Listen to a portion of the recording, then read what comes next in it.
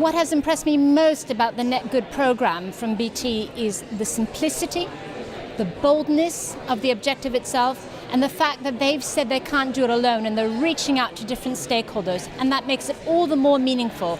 The more stakeholders from different parts of the world who come together, the more we'll be able to collectively do net good programs, not by one individual, but collectively, which is powerful today. I'm really impressed about what BT's done with the Net Good framework and the 3-to-1 goal in the way that it tackles the supply chain and the customer base. I think we need to see more companies taking that kind of leadership role in terms of setting out how their business operations impact on the wider context that they operate within.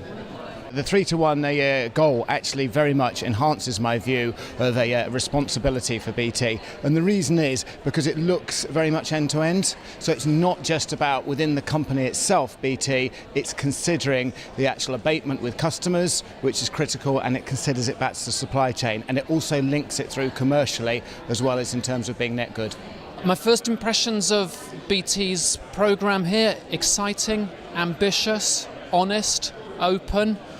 Really looking forward to seeing how this programme develops in the future and how wider business can work with BT to develop this wider challenge and opportunity.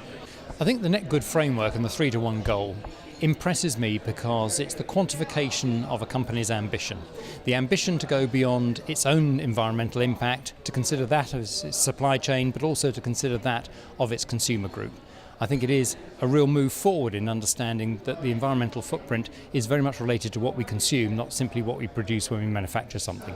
My first impressions of the BT Net Good framework are that BT is really thinking future forward about where their business needs to go, and thinking about what both they need from their customers and suppliers and how to meet some of the demands that they're hearing from both sides.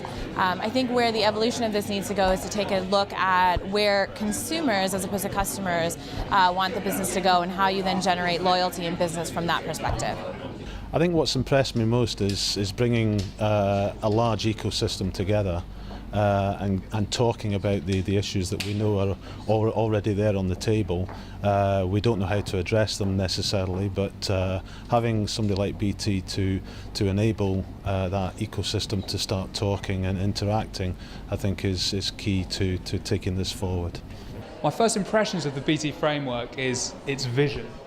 It's a really impressive, ambitious vision, and it's really driving forward at the boundaries of corporate sustainability and going much further than corporate sustainability. So it's looking at not how a company can be less bad, but how a company can be good and have a net positive impact. And what I was most struck from today was how this is part of a movement, a new movement that's got to be much broader than where the movement's got to so far, that goes way beyond sustainability. This is about a better future. It's about being good for society. It's about businesses' role and place in society. And it's really exciting where that movement might go, how that can be broadened out, and how it can create real change for everyone, for business, for consumers, and for government. I think today we can't be ambitious enough. Doing nothing is not an option. Even Livingstone said himself, from one Olympics to the next, we have 8-fold the amount of traffic on networks. It means with the expanding traffic of citizens using their telecommunications devices every day, we must do more. So it's by setting ambitious goals such as the 3-1 and also the Net Good that we will be able to tackle today's climate change reality, but most importantly, do more ambitious boldly together. It's interesting to kind of think about whether this is an ambitious enough goal. It certainly is a challenging goal, and I think it's inspirational. So I definitely support what BT's done in adopting it.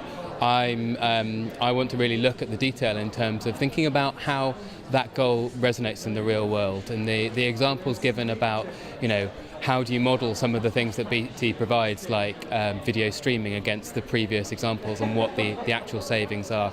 I think there's a really interesting conversation sort of drilling down into where the future is going and what can be done there. But what's really good is that they've started to look at this, and most companies haven't, and I think that's a really aspirational leadership thing to do, and much to be appreciated.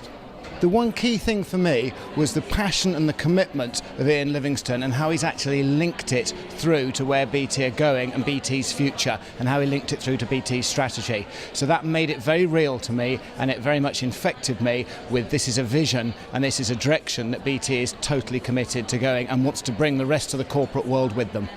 I think that the goal certainly looks ambitious at first view. I really appreciate what BT is doing by throwing its methodology out. I think it's terrific that organisations like BT are taking the lead and they're taking a business leadership role, because that's ultimately what we have to do if we're going to deliver a sustainable economy and a sustainable society in the future. I think the 3-to-1 goal for net good is ambitious enough given the context of where BT is in its development and the sector that it's operating in. Other industrial sectors are going to find it much harder in a net good type program to achieve a 3-to-1 aim. They might just think getting carbon neutral is all they can achieve. But there are other sectors where they will achieve a much greater impact in terms of what they can do with the consumer. In their cases, it might be a much greater number than 3-to-1. Right now for BT, 3-to-1 looks fine.